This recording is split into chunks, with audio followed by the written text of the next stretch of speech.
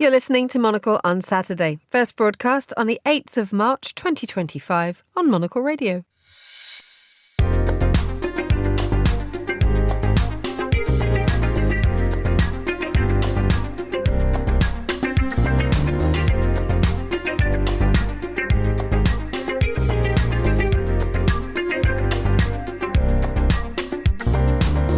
Hello there, it's Emma Nelson coming to you live from Midori House in London. Welcome to Monocle on Saturday. On today's programme, I'll be joined in the studio. I am joined in the studio by Marta Lorimer, politics lecturer at Cardiff University. A very good morning to you, Marta. As a European expert, have you had a busy week?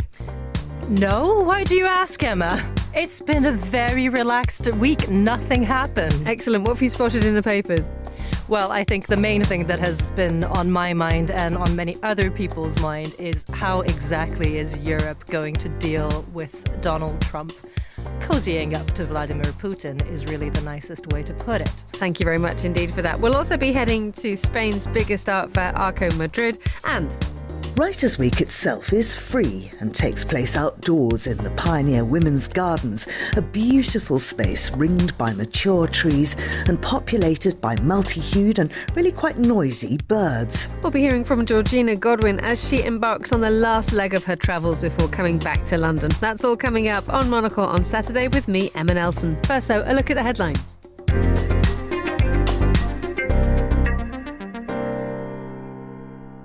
The US has temporarily suspended Ukraine's access to some satellite imagery, according to the space technology company Maxar. Donald Trump has already paused military aid to the country. Meanwhile, at least 11 people have been killed in Russian airstrikes in eastern Ukraine's Donetsk region. 8 residential buildings and an administrative building were damaged in the attack. And Ukrainian officials have accused Russia of trying to harm the civilian population by carrying out what they described as a massive wave of drone strikes on energy infrastructure. The attacks come after President Zelensky said he'd travel to Saudi Arabia for talks with the US next week. And more than 500,000 passengers will be affected and thousands of flights cancelled due to a 24-hour strike at major German airports on Monday. The Association of Germany's Airport Operators said the strike marks a major escalation after the union Verdi staged several walkouts last month. And those are the headlines on Monocle Radio. And a very good morning. Welcome to the studio, Marta Lorimer. How are you, Marta? I mean, we joked at the beginning of the programme that you'd had a very, very quiet week, but you are. Let's just get a little bit of context. Your area of expertise is Europe. And so I wonder whether for the past few years that maybe your office may have been just occasionally sidelined as not necessarily relevant or important or indeed interesting. I mean, what more could we not love about the common agricultural policy? But suddenly you're finding yourself at 100 miles an hour and your area of expertise becoming the most important story in town at the moment. What's that been like for you? It's been interesting. I mean, to be fair, I have 2 areas of expertise. One is the European Union and the other is the far right. So this is precisely why this is a really difficult moment for me. Bit of a hot Venn diagram there. Yes, exactly. It's a really hot Venn diagram where you're basically dealing with the far right in power in one place and that creating problems for the European Union. So it's been interesting. In one way, it has made my job a lot easier because I no longer have to justify to my students that it is worth them spending some time learning about the European Union and some of the things it does. It does make, explaining the common agricultural policy a little bit less interesting because now they want to talk about defense. But it also does mean that I have to spend a lot more time than it used to be the case just trying to keep up with what is happening. The EU used to be wonderful because it moves quite slowly, and now it's just fast news. And I'm an academic. I don't deal well with that. I must confess, I have stolen a phrase quite regularly here on the radio, which is yours, which is, I remember you once saying that the European Union is is spending its time sitting in a Viennese coffee house. And yet everybody else has gone to Starbucks and is getting on with it. And just to explain that context, given the fact that we looked at these leaders yesterday in Brussels and on Thursday. It's time's taking on a new dimension, isn't it? And just thinking, well, you have pledged more support for Ukraine and you have pledged more money and you will ramp up your defence stuff. Is this an enormous moment or was that just another talking shop? Well, it's hard to tell. I think my exact line was slightly different and a little bit darker, in fact, because it was Europe is basically sitting in a Viennese cafe in roughly 1913, 1914, when everyone else is preparing to go to war and Europeans are just sitting around and talking about the culture. I think Europe is having to wake up to the reality of a world that is no longer working in a way that is conducive to its kind of politics or to the way in which it has been doing politics so far. The EU is a project that works very well in a rules-based order, not necessarily so well in a power-based one. And that's what European leaders are now catching up to. And the European Commission starting this program called Rearm Europe is a first step in that direction. Of course, it's been criticized for being basically peanuts. The EU bit is peanuts. The expectation is that the member states are going to be spending a lot more. But I think on the other side, others have kind of argued that, look, this is a starting point. It's the EU doing something that it's deeply uncomfortable with, that is not really in its wheelhouse, and that this might be just the beginning of a process where they actually start spending a lot more over time. Because defence has always been seen as something which each country needs to deal with by itself. There are always discussions about approaches, but it never really sits down and says, right, we'll take a bit of you and we'll take a bit of you and we'll build a bit of that. And the fact that they're all now having to step up and do something, again, is... whatever you think of Emmanuel Macron, he has had a point for a while. Whether he's had a sort of moment of being able to see this coming is one thing, but one wonders where we're going to be in 5-10 years' time in terms of what the European Union will have to provide, because one suspects that even if there were a ceasefire declared in Ukraine in the next couple of months or so, the idea of patrols and an international presence in Ukraine, one suspects, is here for a while. Yes, I think that this is the point, is that Europeans have been saying, I mean, since the first Trump presidency, that they should stop relying on NATO or be ready to stop relying on NATO if the moment comes that you get a second Trump presidency. But then nothing really happened because it's the kind of decision that requires a real sense of urgency to be made. And in some European countries, this real sense of urgency has existed for a very long time. I mean, if you look at countries like Poland or the Baltics, in 2014, they were already telling Europeans, be careful, because you cannot trust Putin. Stop thinking that this is a man that plays by your rules. And I think this is the reality that is dawning on European leaders, is that Europe is going to have to stand up for itself. But there is still reluctance to abandon the idea that the United States are a trusted partner, or even a partner. Indeed, and we have actually an even a partner. We heard that on Thursday night, didn't we? Wednesday night, with Emmanuel Macron saying we need to be ready just in case. We cannot rely on the United States to stand by us. There's that dreadful but fascinating quote from Donald Trump about what the purpose of the European Union was. Let's have a little listen to it. The European Union was formed in order to screw the United States. That's the purpose of it.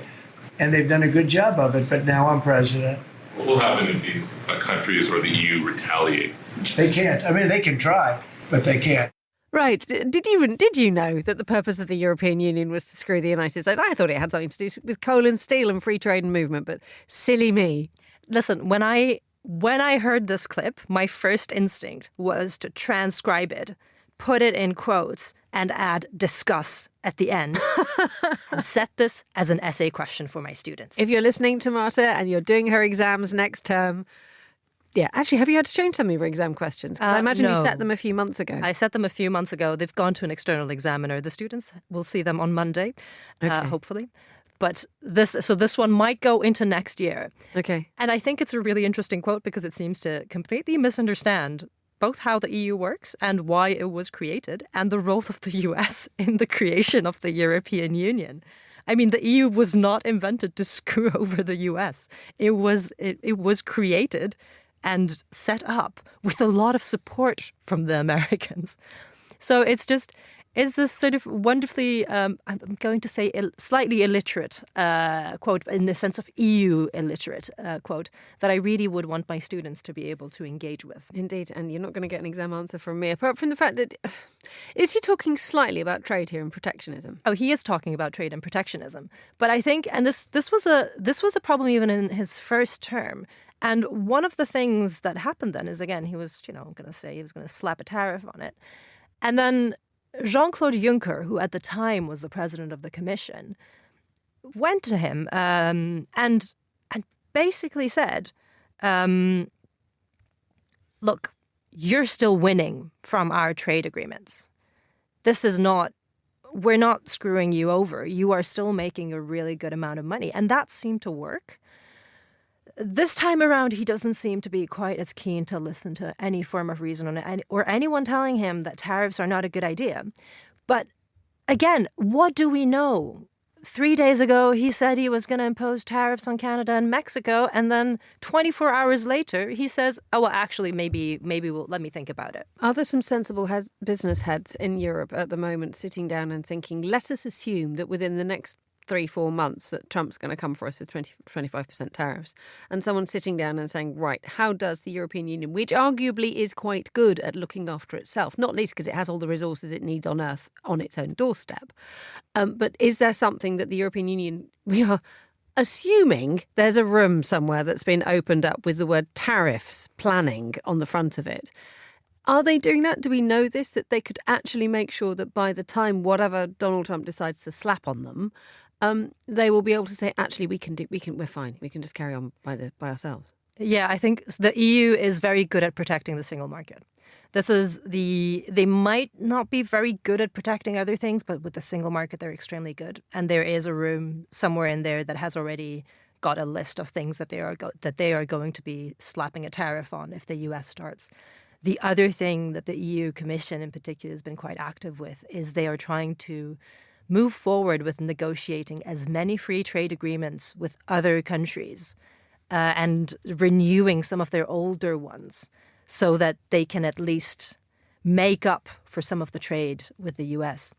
The problem is that this is going to create divisions because there are countries that export a lot to the US and that will not want to see that come under threat. So again, places like Italy are genuinely worried about this. Well, I'm thoroughly enjoying an article in the Corriere della Sera today. And what I also quite like about it is the fact that it has been hand translated. It hasn't been put through an AI, which is interesting. Heaven. Oh, maybe it's because there's bans in Italy on using AI. Oh, okay, well done, Italy. It's this wonderful thing where they suddenly think, OK, how can we scare the Italians? US duties on oil, wine and pasta put exports at risk. I mean, this is a real thing. And the lists of the things that the Americans could have to stump up more for are kind of the fun things, but at the same time, not great for Italy because it's literally their meat and drink. Wine, a bottle of Prosecco could go up from 10 to 15 euros to 30 euros. Grana Padano, great, cheap, useful cheese. That could go up as well to £70 a kilo, currently 30. Pasta, olive oil, mozzarella, prosciutto crudo. I mean, the Italian restaurants in New York City must be absolutely terrified by this. They are all going to be serving fettuccine alfredo for the rest of their days, or they're going to have to start making their own pasta. Bit of mac and cheese. Jesus Christ. I like a mac and cheese. Don't get me wrong, okay? But Italian food, it is not. Okay, exactly. And I remember I once asked you a question about pizza and you made a funny face because I think we talked about strange. I think we had a good half an hour on pizza discussion. I love this idea that that everybody's having to sort of work out what else can I do? How do I preserve this? It's a sad state of affairs. Let's have a look at some of the other papers. Looking at, just continuing in the vein of the way that Europe works itself out. There's an excellent article in Le Monde which is talking about France being seen as the spearhead of European defence is actually spooking Vladimir Putin. And the arguments that Putin are having, it's being described as a long-distance sparring match, is not about the immediate. It is not about tactics and whether the EU is there to screw the United States. They're actually having a row about Napoleon. As one does. Of course we do. What's the row about? The row is about, again, Emmanuel Macron trying to present himself as a leader that will really try and stand up to Putin and do everything in his power to make sure that everyone else in Europe does something about this. And Putin's response to this, to Macron's big speech, is to say, well, you know what happened to Napoleon? It's basically like rap beef, like a rap battle between these two. 18th century rap beef. Exactly. Very sort of early 19th century rap beef where, Putin is saying, well, you remember what happened to Napoleon when he took on Russia. And Macron is responding to this by saying Napoleon was an invader. We are not invading Russia. We are defending ourselves. So the circumstances are completely different. And it ends up being this very bizarre history lesson. It's a rap battle dressed up as a history lesson. It's interesting, isn't it? It's excellent to see that actually there is still a sort of a group of people. Arguably, I'm not quite sure Vladimir Putin is welcome in many places, but the idea of creating that. The thing that's satisfying here is there's context. And the one thing that I think a lot of people are worried about now in terms of today's politics and today's business is that we don't look backwards enough. And we don't need to look very far backwards. I mean, you're talking about the European Union, which is all post-war. But the fact that there are still leaders in this world who know who Napoleon was and who knows what happens. And that idea, I mean, when you're talking to your students, do they embrace history in a way, or is it just something a little bit more immediate that sparks them? I think they do embrace history. I've seen a lot of them reflecting more on fascism, of course. This is the time to do that. And I think they do respond a lot more to the idea of a historical parallel. Now, I think these historical parallels can often be a little bit misleading, either because they can be used in a misleading way, which is precisely what Putin is. But hey, at least he's speaking about Napoleon. I can't really see Donald Trump doing that. But the problem with historical parallels is also that if we are expecting things to be exactly the same, then we are never going to actually pay any attention to what is really happening. So you might just say, oh, well, this is very different from when World War II started. So clearly there is no risk of conflict erupting. And the problem with that is that, sure, we might not see the exact same kind of conflict, but that doesn't mean that we're not going to see something come out of it. So it's always, I find historical reasoning really, really fascinating in terms of both how it can help us make sense of the present, but also how in some ways it hides parts of the present from us. And there's an article in the Le Monde today, Le Monde doing some good stuff this morning, which actually places things in a very, very modern context. It has an interview with Mikhail Khodorkovsky, once Russia's richest man, once inside at the Kremlin, now in an exile in 2015, wondering how long his card is marked. And he talks about the fact that actually that Khodorkovsky is saying that no one understands Trump and Putin. He's saying Putin or Trump's words on Ukraine mean nothing. Trump hasn't given in on anything yet. We won't have an idea of how the game ends until we see their cards. If you want Trump to act in your interests, you have to show him that your interests are aligned with his. And it suddenly takes everything from history and politics to a deal again. Yes, pretty much. But I think we've talked about this in the past, right? That Trump seems to have this very transactional approach to politics. And again, that a lot of this is about his own interest. I suppose my question with Putin is always, what exactly is his interest here? And because I think, with Trump, we can just assume that, yeah, of course, his interest seems to be crypto scams and just doing, sort of pushing the boundaries of liberal democracy, I suppose. That's one way to see it. Thank you so much for joining me in the studio, Marta. We'll keep you with us and we'll talk about some silly things in a moment. But first, let us head to Spain, because its biggest art fair, Arco Madrid, is famed for bringing together Latin America and Europe. But the specific links between Eastern Europe and the Latin world can go slightly more under the radar. But one gallery is exploring and indeed forging those links. It's the Kyiv and Miami-based Voloshyn Gallery. And Monocle's Robert Bound caught up with the co-founders Max and Julia Voloshyn to find out more.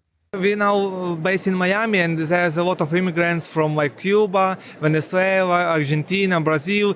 And mostly of people, they're like very supportive to Ukrainians. And some of them told us many stories. For example, one of my friends, he said, like, I am Argentinian Ukrainians because my grandparents were like from Ukraine and immigrated 100 years ago. And for me it was a surprise, and I checked it like in internet, I Googled it, that it was a big diaspora in Argentina. In the beginning of 20th century, more than 100,000 Ukrainians moved to Argentina for a better life. And also in Brazil, also in Venezuela, and also in Cuba. And we find also many similar themes that Latin American artists and Eastern European, Ukrainian working on. What is the reality of having a gallery that's probably more based in Miami than Kyiv at the moment, but what is the reality of the relationship you have with both of those places at the moment? Yeah, we have like strong relationship, like it's our roots from Ukraine, and for us it's important to keep our program in Ukraine. And maybe if you know that our story a little bit, that when war started, we convert our gallery in Ukraine is a bomb shelter. It's a shelter for artists, and some of our artists used to live at the gallery. But then in 2023, we reopened our space with our program. We bring, first show was international show with Ukrainian and Eastern European artists at the gallery, and it was like a statement that we will resist and we will be, our country will resist, and nobody can like invade our country, our culture, appropriate our culture. Is very important for us and for our artists and like for people, for community in Ukraine. And also that move that we open a space in the United States, in Miami, was also to have new opportunities to like represent our artists to more wider audience, and to kind of expand our program, to build this dialogue between, as I told you, like America, Latin America, and Eastern Europe. And we find it like kind of interesting. And we're at Arco Madrid, which has always been the oldest art fair that's been a bridge between mainland Europe and South America, really, because of its Spanish language and all the rest of it. Obviously, you're now in the city with Art Basel Miami, which is a big deal in December. So, how does this fair feel for you guys? Because this kind of has got some deep roots in European culture. It's the 44th year that this particular fair is happening. How would you describe the vibe and the conversations you've had with some other gallerists and dealers and artists and curators here? We find this, it's our third year at the Arco, and we find it really good and very high quality. A lot of galleries from Latin America, local Spanish and European galleries, and we can see a lot of good and high quality presentation, but the type of art presented is really different from what we can see, for example, at Basel in Basel or Basel Miami, and a lot of new discoveries. I literally take a lot of pictures because I did not see something before on other fairs. And that was Julia and Max Voloshyn from the Kyiv and Miami-based Voloshyn Gallery. They were talking to Robert Bound at Arco Madrid. We're back in the studio with Marta Lorimer. Good morning. Back we go again, Marta. Let us place Europe to one side for a moment. If I think there's a sigh of relief being breathed here. Yes. For you. It's Saturday morning. Your face everyone. is lightened slightly. There's a brilliant article that you wanted to bring my attention to. Actually, it was on NBC's news website that talks about the fact that we have Sean Diddy, Puff Daddy, Sean Diddy Coombs, him, is bunking up with Sam Bankman-Fried. Yes. The crypto scammer. And it made you think, who do you want to be bunked up with in jail? Now, you then went to a very good list of people who are famous. So we're now not saying, okay, I'd quite like to be stuck in prison with my husband because that would be quite nice. At least you could just try and have some element. Yeah, that was lockdown. I've already done that. We've done that one. So we're going to be stuck in prison with someone famous. Yes. Who's our list? Great. I mean, so I think that you have to be realistic with these scenarios, right? You want to think about someone who has either been convicted at some point in their life, so they're likely to reoffend, and or someone who's already in prison. And it depends what they've done. And it depends a little bit on what they've done, right? You probably do not... I think I would rather be stuck with someone who's in prison for, I don't know, a DUI or financial crimes rather than other form of violent crime. And so I looked at the list, and I think that my pick for who I want to be in prison with is absolutely going to be Paris Hilton. Oh, yes. I think Paris Hilton is a perfect jail buddy. She'd also look after you, wouldn't you? She'd be one of the leaders of something. I think she'd be able to find friends, I feel. Like she'd be able to befriend the people who can give you protection in a prison context. I would also expect her to have some really, really good stories to tell. And listen, the days are long in prison, so you probably need someone who's going to talk a lot and tell you about their life and about the one time they had a crazy Los Angeles party of sorts. And the other thing is that you want someone who has good access to cash on the outside. So I think she would be a really, really good prison buddy. I think she'd be great. Who else have we got on the list? We also had that would be quite desirable, I thought, Robert Downey Jr. I think he would be fun. What would you talk about with him? Batman? Superman? I can't remember which one of those he's in. That's a 25-minute conversation with me. So yeah, for me it's like 3 minutes. I would probably ask more questions about Ally McBeal because that is where I know him from. Mm-hmm.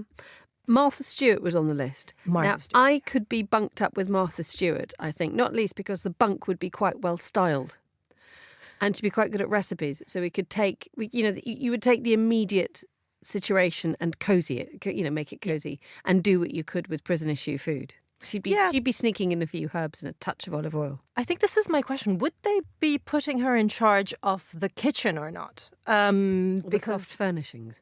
No, not furnishing, but cooking, right? Yeah. There are prison cooks, and they're very powerful people. I think all of my knowledge. We've all seen Paddington 2. We all know the power of the prison cook. Yeah, I was going to go with Orange is the New Black, which is fine. where all of my knowledge of prisons comes from. Same thing. About 80% of it. And yeah, she would also, I think, be really, really good to have in prison. There also, there's not that many high-profile female sex offenders, like celebrity. Which we're quite pleased about, to be honest. Which we're quite pleased about. It's a little bit easier to find male offenders. But yeah, who else was on the list that would be fun? We had Lil Wayne. I think Lil Wayne might be fun. Unlicensed gun, fine. Lauryn Hill.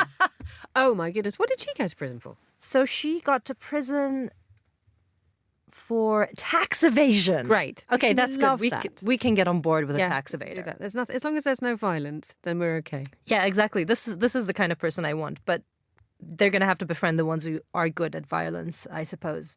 I think this is one of the things with Sam Bankman-Fried's interview is sort of talking about the other convicts and how, it's, oh yeah, Sean Diddy, he's really nice to me. He's nice to other people. He's connected.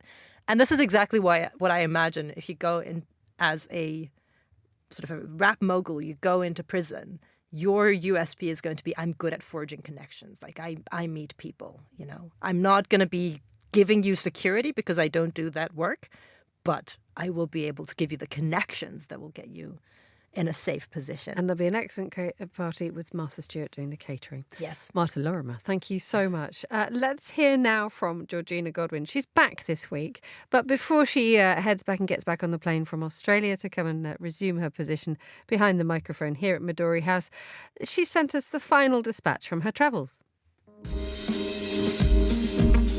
Dear Emma and all our lovely Saturday weekend listeners and crew, we're in Adelaide, the city of churches and the capital of South Australia. With the ocean on one side and the winelands and the hills on the other, it was a city planned in 1836 and set out following the vision of Colonel William Light. He was one of the founding fathers for the only freely settled British province in Australia, and he set it out on a grid pattern, interspaced with wide boulevards entirely surrounded by parklands and adjacent to the River Torrens. Incidentally, Adelaideans will always stress the fact that nobody who settled it were convicts. Last year, Architectural Digest ranked Adelaide as the most beautiful city in the world, and it's been consistently named as one of the world's most livable cities. These days it's known as Festival City, and all year round there are celebrations, from motor racing to nature, food to guitars. I'm here for Adelaide Writers Week, part of the main Adelaide Festival, which commissions new work from local and international creators. This year including a Finnish opera, Innocence, and a staging of Samuel Beckett's Krapp's Last Tape, starring Irish actor Stephen Ray.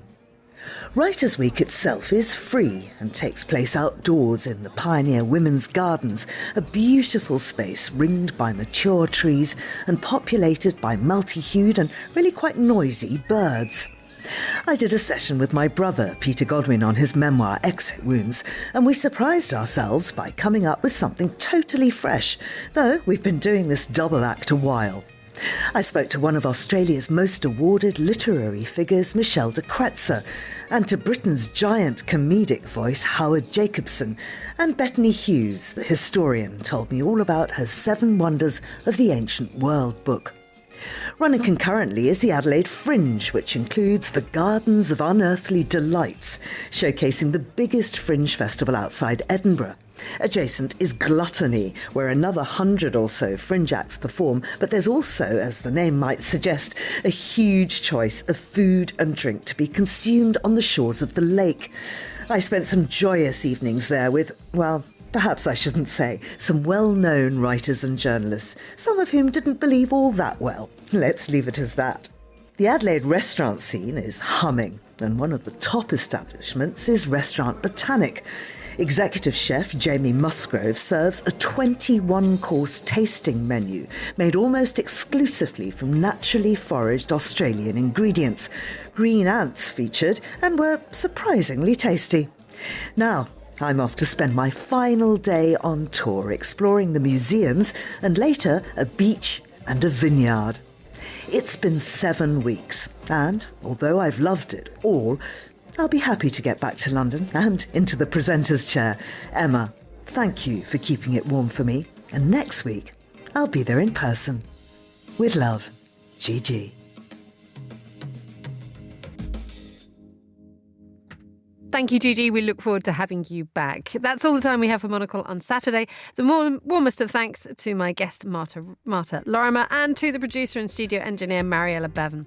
Monocle on Saturday is back next week. Georgina is behind the microphone. But for now, from me, Emma Nelson, goodbye. Thank you very much for listening and enjoy your weekend.